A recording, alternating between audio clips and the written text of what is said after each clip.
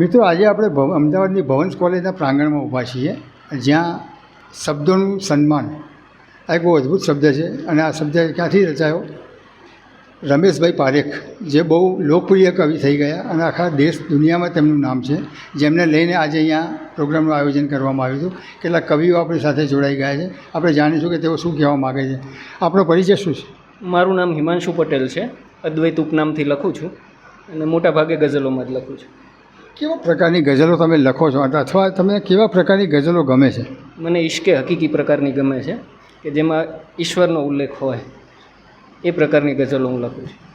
એકાદું જરા લાઈન બોલો ને. બોલી દઉં. વાણને મેં લાંગર્યું બારા ઉપર, વાણને મેં લાંગર્યું બારા ઉપર, લે હવે છોડ્યું બધું તારા ઉપર. કેટલી પીછી હજી તું ફેરવીશ, કેટલી પીછી હજી તું ફેરવીશ, રંગના થપ્પા થયા મારા ઉપર.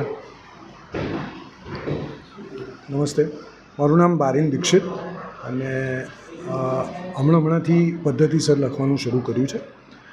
અને એક ગુજરાતી ભાષા અને રમેશ પારેખનો સંબંધ બહુ જૂનો છે અને આજે આ એવોર્ડ મળવા બદલ હું મારી પોતાની જાતને ખૂબ ભાગ્યશાળી સમજું છું કે મને આ સન્માન મળ્યું. એ બદલ હું ખરેખર બધાનો, જે લોકો આયોજકો છે, એને હૃદયપૂર્વક આભાર માનું છું. તમારો પરિચય આપો. નમસ્કાર, મારું નામ છે મહિમ્ન પંચાલ. મારી ઉંમર છે 18 વર્ષ અને મેં લગભગ 3-4 વર્ષ પહેલાંથી લખવાનું શરૂઆત કરી હતી. મેં શરૂઆતથી 1-2 મહિના પછીથી જ મેં છંદમાં લખવાની શરૂઆત કરી હતી. રહીશ મણિયારના પુસ્તક દ્વારા મેં ગઝલ વિશે બધું જાણ્યું અને અમદાવાદમાં જે આ સાહિત્યિક વાતાવરણ છે એના પ્રતાપે મને એક સારો એવો ફ્લો મળી ગયો, જેના કારણે મેં ગઝલ લખવાની શરૂઆત કરી. અને આવી જ રીતે જો પ્રોત્સાહનો મળતા રહે તો ઘણા બધા બીજા પણ જે લોકો છે એ આવી રીતે જોડાતા રહેશે, સાહિત્યમાં એમનો રસ આવતો રહેશે એવી આશા છે. તમને એવું લાગે છે કે સરકાર તરફથી કવિઓને કંઈક મળવું જોઈએ? જી, મળવું એ એક એ પણ હોઈ શકે, ભૌતિક અભૌતિક ગમે તે, પરંતુ એક પ્રોત્સાહન જો એમને મળતું રહે તો હું એવી નથી વાત કરતો કે ભાઈ પૈસા આપો, ટ્રોફી, ગમે તે એવું કંઈ નહીં.